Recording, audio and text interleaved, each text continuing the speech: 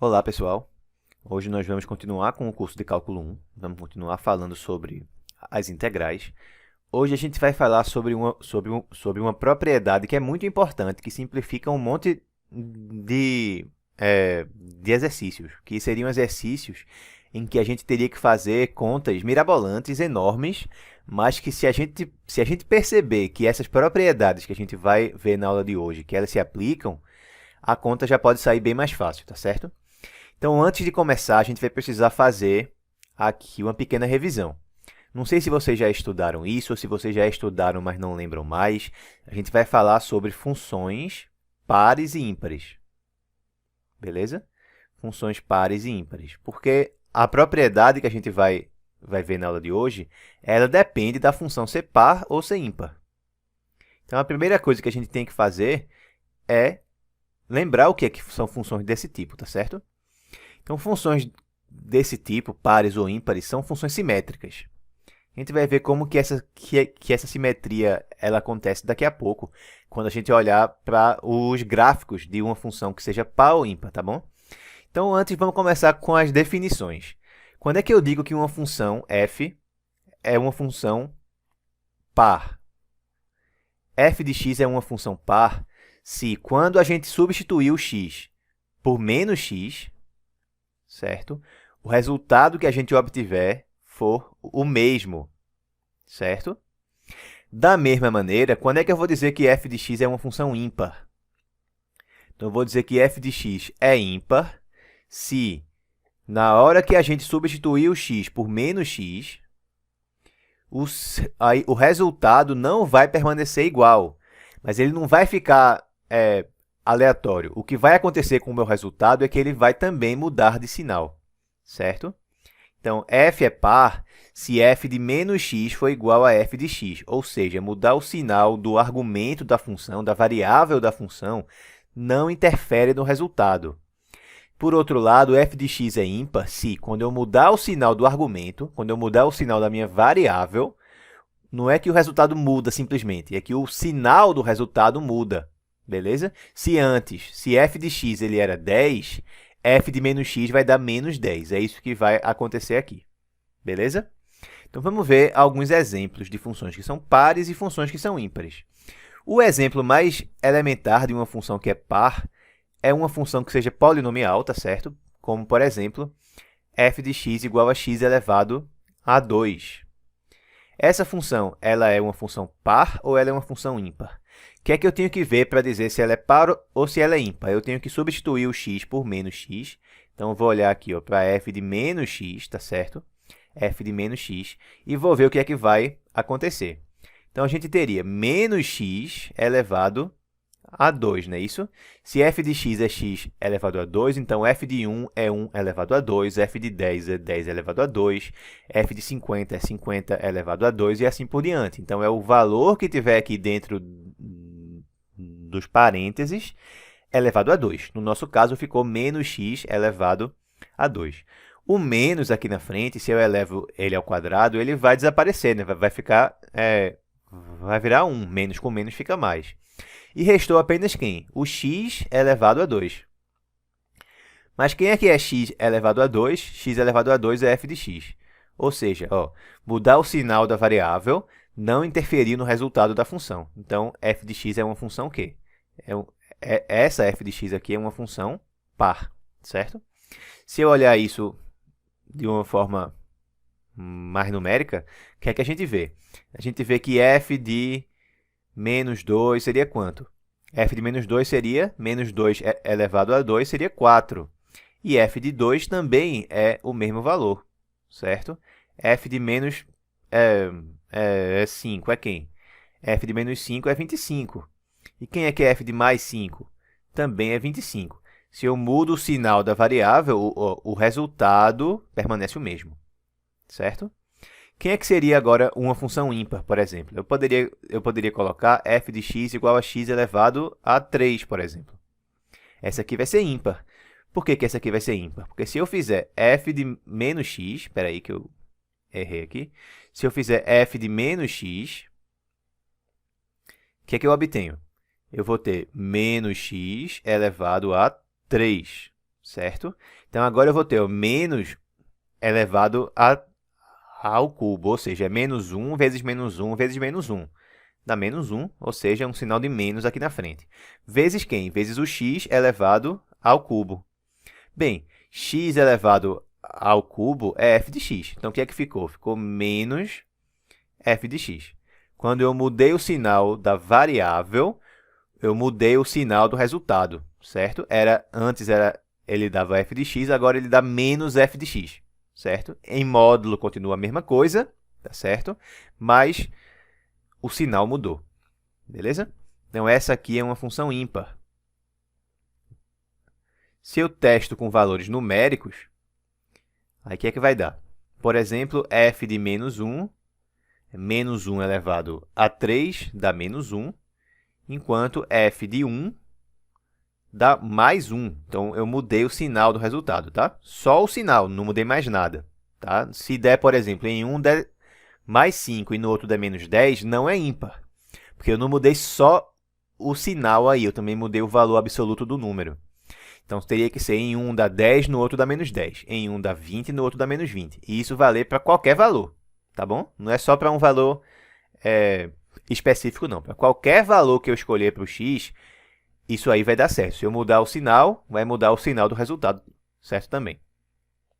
f de menos 3 vai ser quem? Vai ser menos 3 ao cubo, que é menos 27, enquanto f de mais 3 é quem? É 27. O sinal mudou, e apenas o sinal, certo? Beleza. Um outro exemplo um pouquinho mais avançado seria se eu pegasse uma função f de x que seja uma função que seja polinomial, beleza?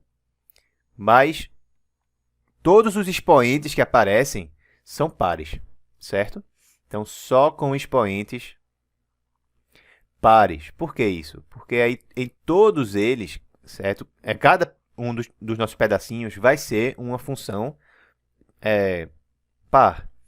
Então, por exemplo, se eu pego f de x igual a x elevado a 10, certo? Menos 8 vezes x elevado a 6, mais 3 vezes x elevado a 2, mais 1, por exemplo. Então, quem é que é f de menos x?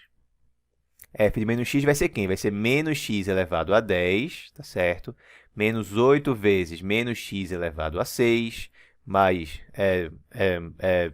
3 vezes menos x elevado a 2, mais 1. Tá? Então, o que é que vai dar aqui? A gente vai ter o menos elevado a 10, vai dar mais 1, não é isso? X a décima, menos 8 vezes, aí menos elevado a sexta, vai dar mais, e x a sexta é o que resta. Aí, pronto, mais, repete esse 3 vezes o menos elevado a 2, dá mais, e o x ao quadrado mais 1. Lembra que 1 aqui é vezes x elevado a 0, né? Então, esse meu expoente aqui também é um número par, tá certo? Então, repara que a gente obteve o mesmo valor que a gente tinha no início, ou seja, a função é par. E daí vem o nome. Por quê que ela é uma função par? Porque ela se comporta, né, da mesma forma que se comportaria uma função polinomial que tivesse apenas expoentes que fossem números pares. Daí vem o nome função par, certo? Por outro lado, então, bem, o que é que a gente acabou de ver, né? Que essa função aqui, função polinomial só com expoentes pares, é uma função par. Se eu tivesse agora uma função polinomial que só tivesse os expoentes ímpares, aí seria o quê? Seria ímpar, certo? Então, só com expoentes ímpares, essa função aí vai ser o quê? Então, vamos ver um exemplo de novo, né? Se eu tiver f de x igual a x à quinta, menos 2 vezes x ao cubo, mais 8x, certo? Então, se eu olhar para f de menos x, vai dar o quê? Certo? Sempre para ver se uma função é par ou ímpar, eu tenho que substituir o x por menos x e ver o que acontece. Então, eu vou ter menos x à quinta, menos 2 vezes menos x elevado a 3, mais 8 vezes menos x. Certo? O que é que vai dar? O menos aqui, ó, menos 1 elevado a 5 dá menos 1, vezes x à quinta, menos 2 vezes, então, menos 2 vezes, aí menos 1 ao cubo, dá menos 1, né? Aí menos 1 que ficou, vezes esse menos daqui de fora, ficou mais. Então, mais 2x ao cubo, e mais daqui com o menos de cá, fica menos 8x. Repara que todos os termos mudaram de sinal, né? Então, o mais daqui virou menos, o menos daqui virou mais e o mais daqui virou menos. Ou seja, isso aqui é menos a minha função original, certo? Espera aí que eu escrevi errado, isso aqui não é menos f de menos x, não. É menos f de x, certo? É menos f de x. Eu mudei o sinal do x, da variável, e terminou que isso aí faz com que o sinal da função inteira seja alterado. Certo? Então, funções que têm essa propriedade aqui, ó, são funções ímpares. Beleza? E daí vem o nome da função ímpar. Por que que ela tem esse nome? Porque ela se porta da mesma forma que se portaria uma função que fosse um polinômio e envolvesse apenas os expoentes ímpares. Certo? Quem mais quer função certo par ou ímpar? Por exemplo, se eu pego f de x igual a módulo de x é o quê? Bem, é fácil se convencer, né? Ó. Quem é que é f de menos x? F de menos x é igual a menos o módulo de x. Menos o módulo de x é o quê? É o módulo de menos 1, certo? Vezes o módulo de x. Mas quem é que é o módulo de menos 1? O módulo de menos 1 é 1. Então, deu igual ao módulo de x aqui. Módulo de x é quem? É f de x. Ou seja, a gente muda o sinal do x, da variável, e o resultado final permaneceu o mesmo. Ou seja, a função é o quê? A função é uma função par. Beleza? Pronto, maravilha, né, pessoal? O que mais? F de x igual a seno de x.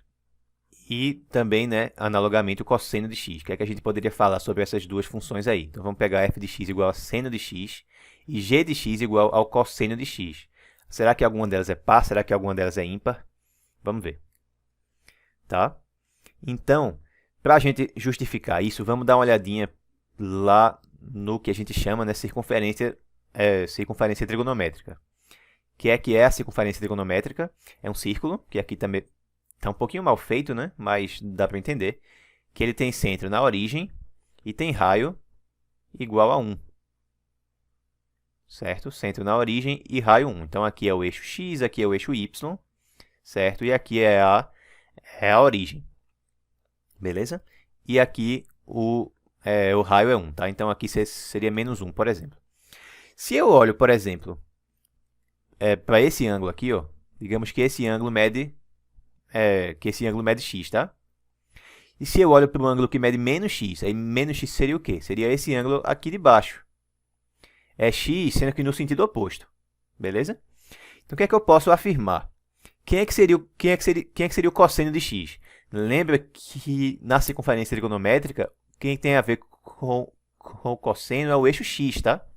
É o eixo x. Então, essa medida aqui, ó, é o cosseno de x. E quem que é o cosseno de menos x? Aí eu tenho que olhar aqui. Olhar do menos x para cima. Vai bater exatamente no mesmo ponto. Aqui. Aqui está um pouquinho forçado porque o meu desenho ficou ruim, mas vocês entendam o que é que está acontecendo, tá? Ó, se eu olho para o cosseno de menos x, bate no mesmo ponto que bateria o cosseno de x. O que é que isso significa? Significa que o cosseno de menos x é igual ao cosseno de x. Ou seja, se eu mudo o valor da minha variável, o valor da função permanece o mesmo. Então, a função cosseno de x é uma função o quê? Ela é uma função par. E o seno? O que é que eu posso falar sobre o seno? Bem, o seno vai estar no eixo y, tá?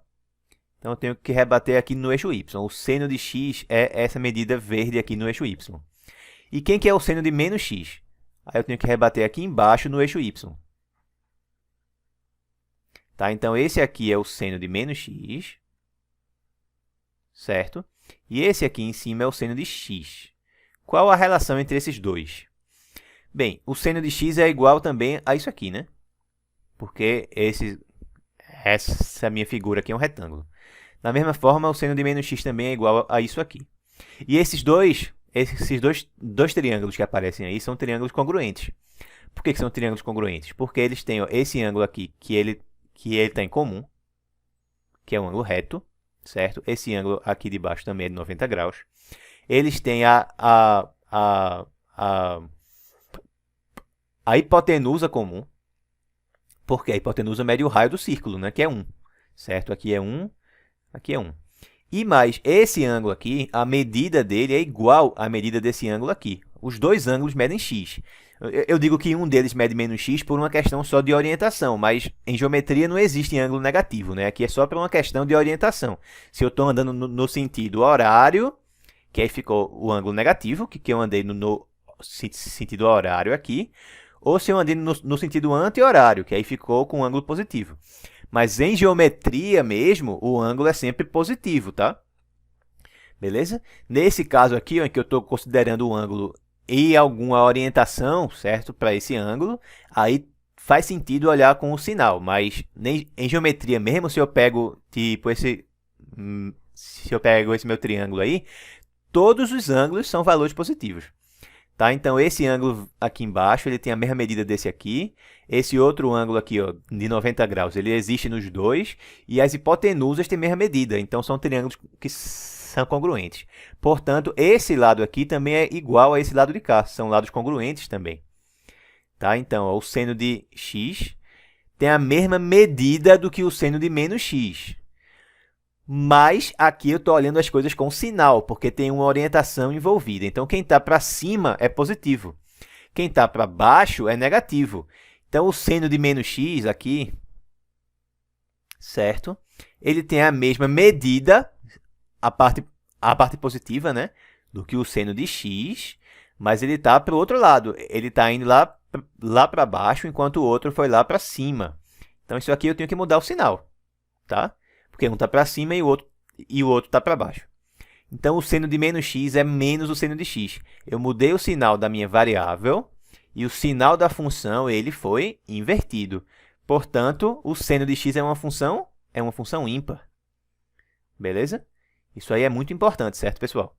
É muito importante. A gente vai ver agora mais algumas propriedades que vão ajudar a gente em diversas situações. Beleza? Que são propriedades de quando a gente faz alguma forma de combinação de funções pares ou ímpares, certo? A gente vai iniciar com as seguintes. Então, veja, se eu pego uma função que seja par ou ímpar, tá?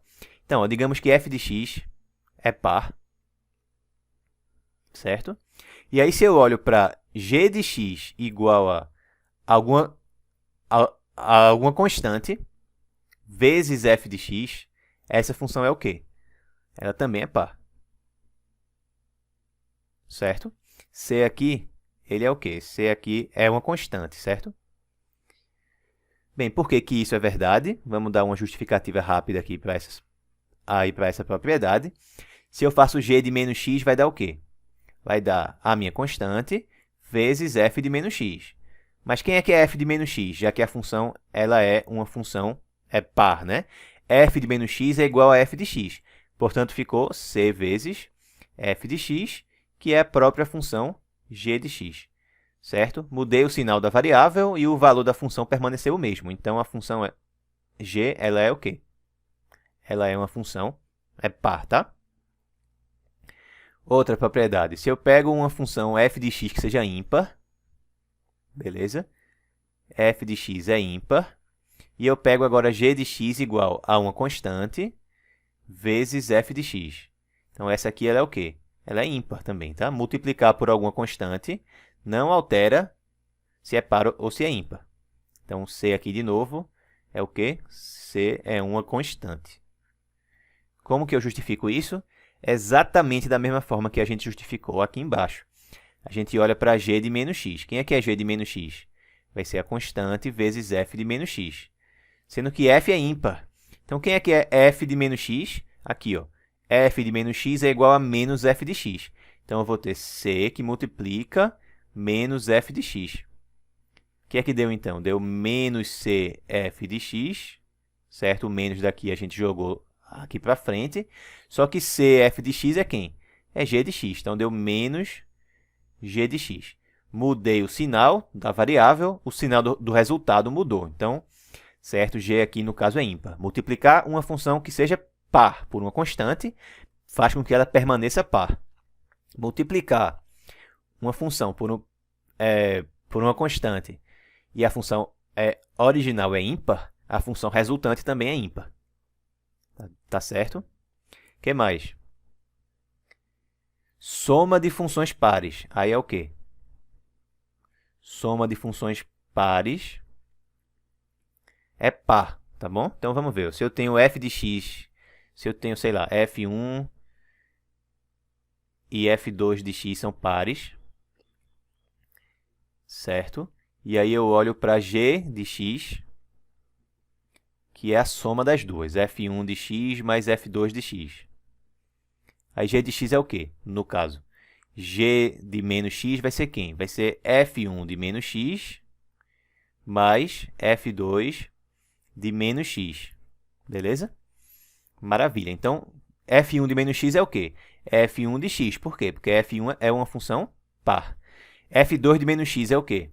É f2 de x, porque f2 é par.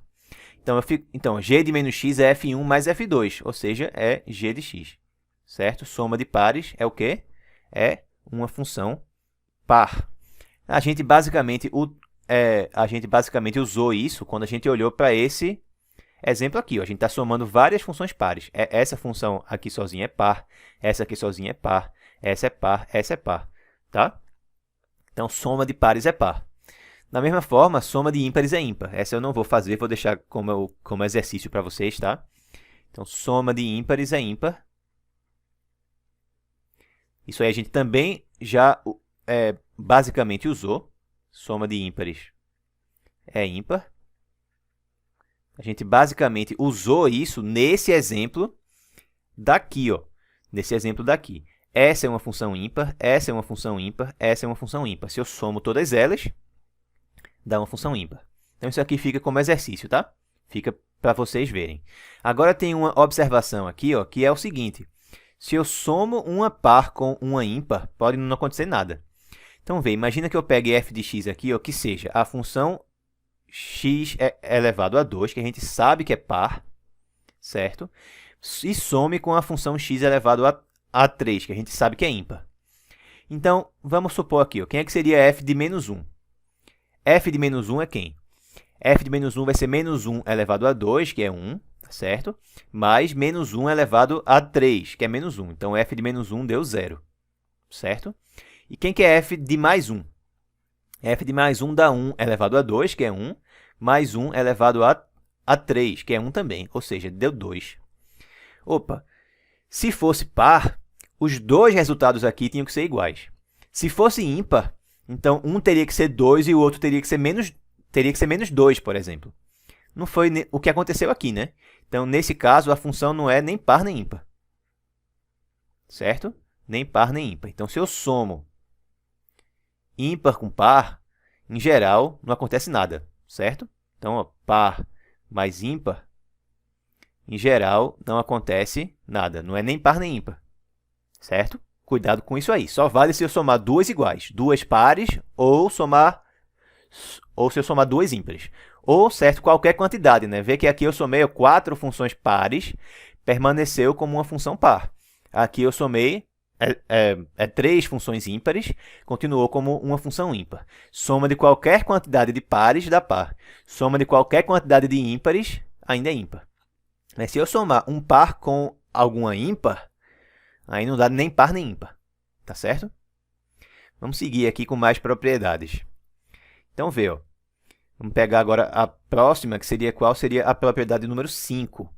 A propriedade número 5 fala sobre multiplicações ou divisões, tá? Enfim, o que eu vou fazer aqui vale para multiplicações, mas é exatamente igual para divisões. Então, vamos supor que f de x ela é uma função par, certo? E g de x é outra função par. Então, se eu olho aqui, por exemplo, para h de x igual a f de x vezes g de x, certo? Multiplicação de funções pares. Então, h de x vai ser o quê? Bem, quem é que é h de menos x? H de menos x vai ser f de menos x vezes g de menos x. Mas f de menos x é quem? É f de x, porque f é uma função par. G de menos x é quem? É g de x, porque g de x é uma função que também é par. Então, a gente ficou com f de x vezes g de x. F vezes g. F vezes g é quem? É h. H de x. Então, ó, mudei o sinal do x em h, obtive o mesmo resultado. Então, multiplicação de funções pares é par. Então, par vezes par dá uma outra função que seja, certo? Também seja par. E se eu faço par vezes ímpar? Aí dá o quê? Tá? Então, ó, digamos que f de x é a par, certo? G de x é a ímpar. A ordem, óbvio, não importa. Se g de x fosse a par, né, e f de x fosse a ímpar, daria no mesmo. E eu defino aqui agora, digamos, h de x igual a f de x vezes g de x. Tá bom? Então, quem é que vai ser h de menos x agora? H de menos x vai ser f de menos x vezes g de menos x. Quem é que é f de menos x? F de x é par, então f de menos x é igual a f de mais x. Por outro lado, quem é que é g de menos x? G é ímpar, então g de menos x é menos g de x. Multiplicando isso aqui, vai ficar menos f vezes g. Ora, f vezes g é h, então ficou menos h de x. Mudei o sinal da variável e o sinal do resultado mudou. Ou seja, par com ímpar dá o quê? Dá ímpar. Certo? Finalizando, né? Falta aqui agora ímpar multiplicando com ímpar. Ou dividindo, tá? Tudo que eu fiz aqui, ó, vale igual se for alguma divisão, tá? Né? Porque se você fazer alguma divisão, de fato, você está fazendo uma multiplicação com o inverso, né? Então, no fim das contas, dá no mesmo. Então, digamos que as duas sejam ímpares, agora, tanto f como g. E eu pegue h de x igual à multiplicação delas. F de x vezes g de x.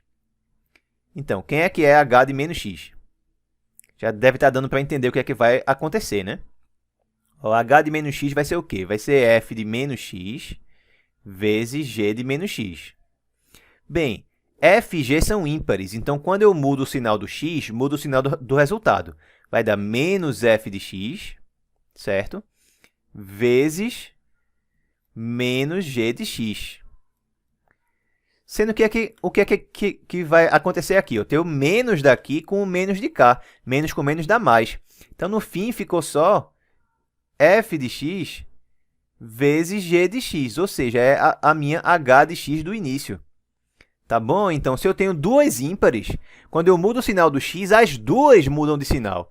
Se as duas mudam de sinal, no final de tudo, o sinal não mudou, né? Porque ficou um menos daqui com um menos de cá, o sinal permaneceu o mesmo, inalterado.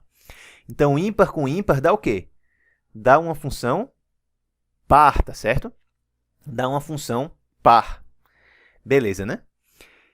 E as propriedades agora mais importantes, certo? Essas aqui, elas serviram para a gente determinar em que situação em que eu tenho alguma função ímpar, certo? Ou par, né? Por exemplo, se eu tivesse essa função aqui, ó, f de x igual a x elevado a 2 vezes seno de x. Essa é o quê? Ó, x2 é par, né? Pelo que a gente viu. E o seno de x, ela é uma função o quê? É ímpar. Par com ímpar dá o quê? Par com ímpar, pelo que a gente viu, então é ímpar. Certo? Essa aqui é ímpar. Se eu pego agora, sei lá, f de x igual a x ao cubo vezes seno de x, por exemplo. Aí dá o quê? X ao cubo é ímpar, certo? É ímpar. E seno de x também é ímpar. Então, ímpar com ímpar, pelo que a gente viu, dá o quê? Dá par. Beleza? Maravilha, né? Só mais um exemplo. Se eu pegasse, por exemplo, seno de x elevado a 2. Aí vamos analisar. Essa função aí é o quê? Se ficar na dúvida, substitui o x por menos x e vê o que é que vai ficar, tá? Ó, f de menos x vai ser quem? Vai ser seno de menos x ao quadrado, tá certo? Vai ficar assim. Só quem está elevado a 2 é quem está dentro do argumento, é quem está dentro do ângulo. E só quem muda o sinal é o x. Então, ao invés de ser x elevado a 2, é menos x. Tudo isso elevado a 2. Então, repete o seno. O menos daqui vira mais, porque ele está elevado a 2, e o x virou x ao quadrado, né? Então, eu fiquei com a mesma função de antes. Então, essa aqui ela é par. Tá? Não é só porque eu tenho um seno que ela é ímpar, não. Depende do que tiver dentro aqui. Certo? Obviamente. Certo? Agora, a parte principal para o que a gente precisa para as integrais, os gráficos. Como que é o gráfico de uma função par? Bem, vamos ver um exemplo, né? Para ficar mais fácil de dizer. Vamos pegar como é que é o gráfico de f de x igual a x elevado a 2. Bem, a gente sabe como é que é o gráfico de uma função assim, né? É uma parábola, né? Porque é uma função do segundo grau. Ele vai ser uma parábola. Então, quando x for 0, o resultado dá 0. Quando x for 1 ou menos 1, dá o mesmo resultado. Então, vai dar, ó, sei lá, por exemplo, digamos que esse gráfico seja assim. Tá, ó, então, o que é que eu quero dizer? Quando x for 1, o resultado que eu obtenho é o mesmo resultado que eu obtenho quando x for menos 1. Quando x for esse valor aqui, o resultado é esse. Quando x for esse valor aqui, o que é menos o outro, o resultado é o mesmo. O que é que isso indica? É que esse gráfico ele é simétrico, certo? É simétrico porque tudo que eu tenho aqui para o lado direito está idêntico, só que é rebatido, né, refletido do outro lado. É como se o eixo y aqui ele funcionasse como se ele fosse um espelho, tá? Tudo que eu tenho do lado esquerdo, eu tenho igual do lado direito refletido. Então, esse gráfico ele é simétrico em relação ao eixo y. Toda função par tem gráfico assim, certo? Isso aqui vale para toda função par. Toda função par vai ter gráfico simétrico em relação ao eixo y. Se você olha, por exemplo, lá para o gráfico de uma função como cosseno, por exemplo, certo? F de x igual ao cosseno de x. Como que é o gráfico do cosseno de x? É uma onda, né? Fica oscilando sempre entre mais 1 e menos 1. Só que aí esse gráfico faz assim, ó, ele vem assim, repete aqui. Se eu olho para o outro lado, ele faz exatamente a mesma coisa que ele faz pelo lado direito. Tá? Não ficou muito bom aí esse meu desenho, mas deixa eu tentar melhorar um pouquinho, só mais uma vez, para ver se eu consigo. Tudo que ele faz para o lado de cá, ele faz igual do lado de cá. Certo? Basicamente isso. Então, ele também é simétrico em relação ao eixo y. Certo? Por quê? Porque o cosseno de x é uma função par. Toda função par tem essa propriedade, tá? O eixo y funciona como se fosse um espelho para o gráfico. E no caso da ímpar? No caso da ímpar, como é que fica o gráfico? No caso da ímpar, vai ser mais ou menos a mesma coisa que vai acontecer. Vamos pegar aqui um exemplo novo. F de x igual a x elevado ao cubo. Tá? Então, eu tenho aqui o x, tenho aqui o eixo y. Beleza? Ó. X elevado ao cubo, se eu pego 0 ao cubo, dá 0. Se eu pego mais 1 ao cubo, aí dá 1.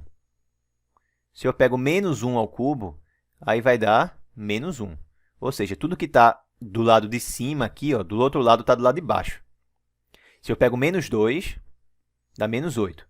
Se eu pego mais 2, dá mais 8. Então, esse gráfico ele vai fazer assim, basicamente. Se desse lado ele fizer isso, do outro lado ele faz a mesma figura, sendo que ela vai estar rotacionada. Ela vai fazer assim aqui, ó. Certo? É como se eu rotacionasse o meu gráfico e ele passasse daqui para cá. Certo? Se eu rotacionasse ele, eu obtenho o mesmo gráfico, só que lá embaixo. Então, funções assim, a gente fala que elas são simétricas, certo? Com relação à origem. Certo? Tudo que tem positivo aqui, ó, certo? Tá igual do outro lado, só que negativo. O que eu tiver aqui em cima, eu tenho igual aqui. Da mesma forma, o que eu tivesse aqui embaixo, eu ia ter igual aqui em cima. Certo? Então, simétricas com relação à origem. E, como eu falei antes, isso vale também para toda função ímpar. Certo? Toda função ímpar vai ser assim. Da mesma forma que toda função par vai ter gráfico simétrico com relação ao eixo y. Se eu pego outra função ímpar que a gente conhece, como seno, por exemplo, como seno de x, como é que é o gráfico do seno de x? Também é uma onda, sendo que é uma onda um pouquinho diferente da onda do cosseno, né? O gráfico dele, ele faz assim, ó, ele começa aqui no zero, sobe, desce, sobe. O que faz do lado de cá, ó, é a mesma coisa, sendo que começando negativo. Então, ele desce, sobe e desce.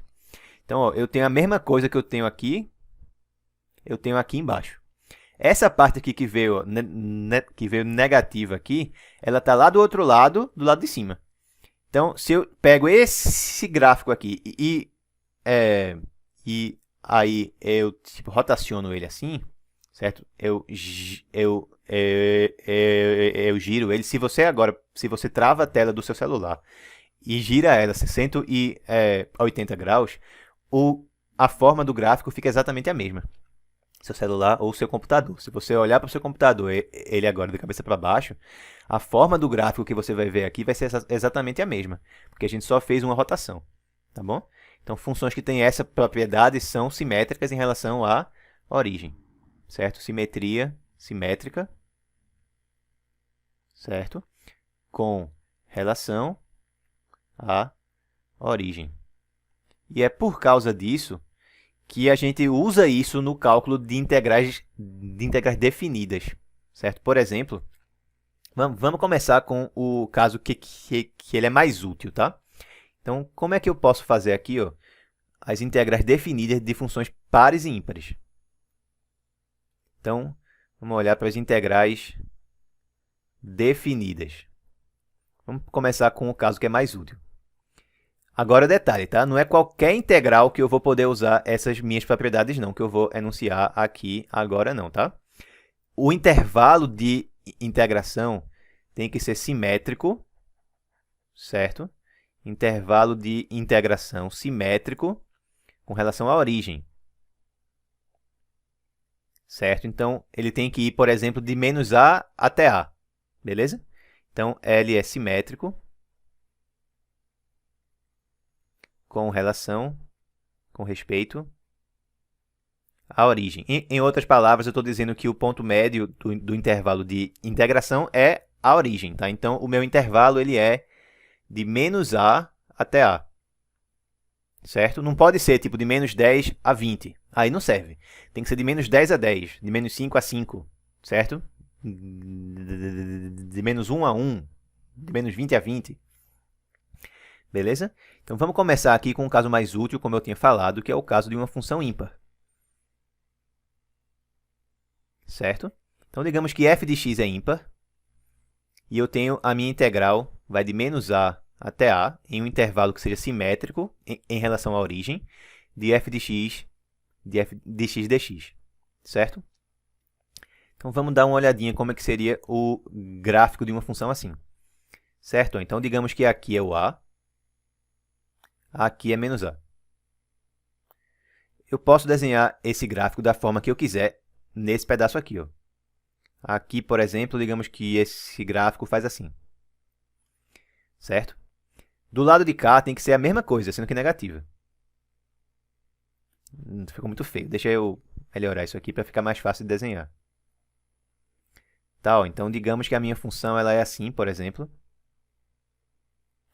Aí aqui ela tem que ser a mesma coisa negativa. Certo?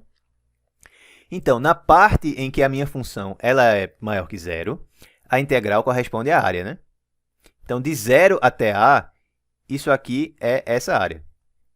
Vamos dizer que essa área aqui, ela é igual a, a esse A maiúsculo. Agora, se eu olho de menos A a zero, a área que está aqui é idêntica à área daqui de cima, ó, porque lembra que tudo que eu tenho aqui em cima está igual aqui embaixo. Tá? Então, a área aqui também é A, tá certo? A área. Mas e a integral? O que é que eu posso falar? Bem, se eu olho para a integral de menos A até A de f de x dx, isso aí vai dar o quê? Vai dar, como a gente sabe, né? Da integral de menos A até zero de f de x, faltou o dx, né? Cuidado para eu não dar o exemplo errado. Então, boto o dx aqui, certo? Eu não quero perder ponto. Então, vai ficar a integral de menos A até zero de f de x dx, mais a integral de zero até A de f de x dx. Certo? Bem, essa segunda integral aqui, ela deu o quê? Ela deu aquela areazinha ali, né? Essa integral aqui, ela dá o quê? Bem, a integral ela tem a ver com a área quando a função ela é positiva, né? Quando ela está para cima do eixo x. Aqui a função está toda abaixo do eixo x. Então, o que é que eu posso afirmar? A integral vai dar o quê? Vai dar menos a área, beleza? Então, aqui vai dar menos a mesma área. Então, eu estou somando ó, menos A com A. Quanto é que dá isso? Dá zero, pessoal, certo? E essa é uma propriedade que é muito importante, que ela simplifica a vida da gente em diversas situações. Qualquer função ímpar que a gente olhar, certo? Qualquer função ímpar, qualquer, certo? Desde que seja ímpar, e o intervalo da integral seja simétrico, seja de menos alguma coisa até mais a mesma coisa, de menos 10 a 10, menos 20 a 20. Dá sempre zero. Dá sempre zero, porque eu estou somando aqui um valor da minha integral e aqui eu estou subtraindo o mesmo valor. Então, qualquer integral de função ímpar dá zero. Por mais esdrúxula que a função seja, dá zero. Então, ó, por exemplo, se eu pego a integral de menos, sei lá, menos 1 a 1 disso aqui, ó, vamos pegar essa função seno de x, certo? Mais x ao cubo vezes cosseno de x sobre x ao quadrado mais 1, certo?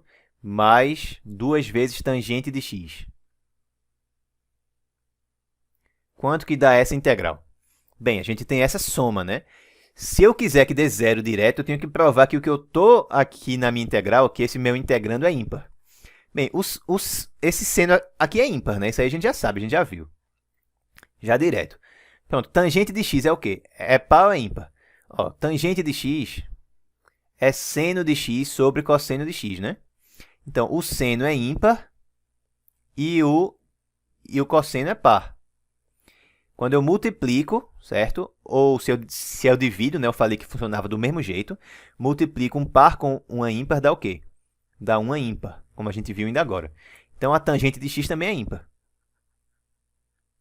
Certo? E essa função aqui no meio? Ó, x ao cubo é o quê? É ímpar. Cosseno de x é o quê? É uma função par. X ao quadrado mais 1 é o quê? É um polinômio em que todos os termos têm o expoente que seja par, né? X elevado a 2 e aqui é 1, que é x elevado a 0. Então, eu tenho ímpar vezes par sobre par. Par sobre par dá o quê? Par sobre par é a mesma coisa de par vezes par, dá par. Então, ficou o quê? Ficou ímpar vezes isso tudo aqui que é par. E ímpar com par, pelo que a gente viu, dá o quê? Dá ímpar. Beleza? Por isso que eu falei daquelas todas propriedades. Isso aqui do meio tudo é ímpar. E aí, agora, eu estou somando ímpar com ímpar com ímpar. Se eu somo todas sendo ímpares, aqui, ó, somei todo mundo sendo ímpar, soma de ímpares é ímpar. Então, já resolvemos, né? Por quê? Porque eu tenho uma função ímpar aqui no meio, sendo integrada de menos 1 a 1. Então, o resultado é quanto? É zero, sem nem ter que fazer nenhuma integral, certo? Só usando essa nossa propriedade. Beleza? Para finalizar agora, vamos falar da mesma propriedade, mas no caso em que uma função seja o quê? Seja par, certo? Seja par agora. Então, eu vou ter a integral de novo em um intervalo que seja simétrico em relação à origem. Integral de menos a de f de x dx. Agora, a função ela é par, certo? Agora é par. Como que é o gráfico de uma função par? Não sei, mas o que eu sei é que ele tem que ser simétrico com relação ao eixo y. Então, eu vou usar isso no meu esboço, certo? Vou usar isso no meu esboço. Então, aqui eu tenho x, aqui eu tenho y. Vamos pegar, por exemplo, digamos que o a, né? Digamos que o a ele esteja aqui, digamos que o menos a ele esteja aqui, menos a. Então, como que é o gráfico nesse caso, né? Não sei como é que vai ser, mas eu sei que ele tem que fazer, se ele faz algo aqui, ele faz a mesma coisa do lado de cá. Não assim, né? Vamos tentar melhorar isso aqui, porque às vezes desenhar com essa mesa digitalizadora não é tão simples. Então, se faz isso aqui, faz a mesma coisa do lado de cá. A mesma coisa, tá certo? Ele é idêntico. Então, a análise vai ser a mesma. Se eu olho para a minha integral aqui, ó, de 0 até a, eu vou ter essa área. Vou ter essa área aqui. Se eu olho agora para essa área aqui, eu vou ter a mesma função. Se eu olho agora para a área abaixo dessa parte aqui, ó, eu vou ter o mesmo valor. Por quê? Porque o desenho é o mesmo, certo? Eu só tô basicamente refletindo. Então, se está refletindo, né, o valor da área aqui vai ser idêntico. Vai ser A, certo? Também. Ou seja, se eu olho para a integral de 0 até a de f de x dx, isso dá A. Se eu olho para a integral de menos a até 0 de f de x dx, isso também dá A. Ou seja, essa integral aqui, ela é igual a essa. Então, por exemplo, se a gente desmembra, né, da mesma forma que a gente fez aqui, ó, a gente vai ver que essa integral aqui, ela é igual a essa outra. Ou seja, eu posso dizer simplesmente que a integral no intervalo inteiro ela é igual ao quê? 2 vezes a integral em metade do intervalo. Por quê? Porque essas duas integrais aqui, nesse caso, são iguais, pelo que a gente acabou de ver. Tá? Então, vai ser 2 vezes a integral de 0 até a, certo? De f de x dx. Ou também, se quiser, né, 2 vezes a integral de menos a até 0 de f de x dx. Certo? Então, isso aí não dá zero diretamente como antes, né? Mas ajuda em algumas situações. Se eu consigo verificar que a minha função é par, mas a definição dela ela é meio complicada, por exemplo, se eu quiser fazer a integral, certo? Digamos, a integral de módulo de x, certo? Módulo de x de menos 1 a 1. Quanto que dá isso? Eu não tenho como achar que é uma primitiva diretamente para o módulo de x de menos 1 a 1. Por quê? Porque ela não tem derivada, né, na origem. Então, eu não tenho como achar alguma função que derivando dê o módulo de x, porque vai ter esse ponto problemático. O que eu posso fazer é desmembrar em duas integrais. Fazer a integral de menos 1 até 0, de módulo de x dx, certo? E somar com outra integral de 0 até 1 da mesma função. Sendo que agora fica mais fácil. Por quê? Porque módulo de x seria uma maneira de fazer, tá? Módulo de x é o quê? Se eu tiver com valores negativos.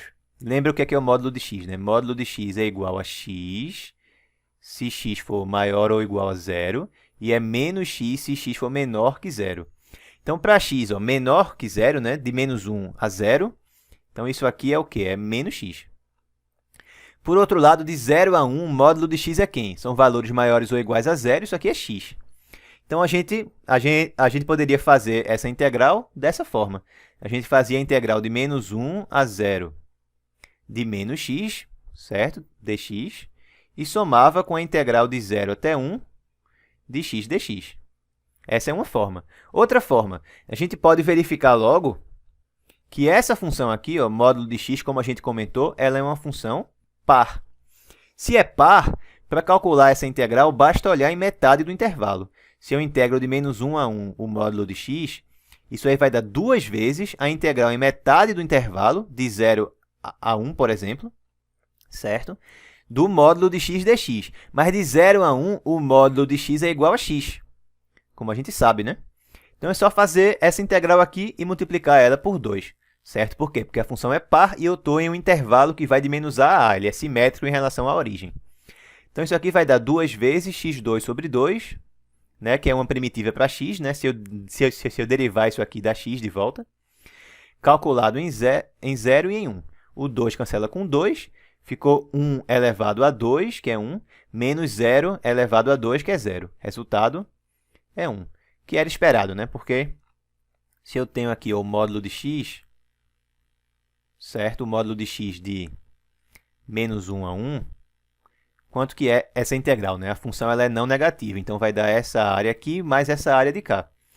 Aqui a altura é 1, então a área desse nosso triângulo aqui vai ser base, que é 1, vezes a altura, que é 1, dividido por 2, dá 1 meio. E a área desse outro aqui também vai ser 1 meio, né? Porque é simétrico. Então, se eu somo 1 meio com 1 meio, dá 1, como a gente viu aqui. Beleza? Então, essa aula é muito importante para simplificar vários exemplos. E eu quis fazer ela bem revisada mesmo, para o caso de que alguns de vocês não lembrassem ou nunca tivessem ouvido falar sobre funções pares e ímpares. Beleza, pessoal? Esses exemplos vão ser retomados mais na frente em outras situações, tá? Então é isso por hoje, espero que vocês tenham gostado. Beleza? Um grande abraço e até a nossa próxima aula.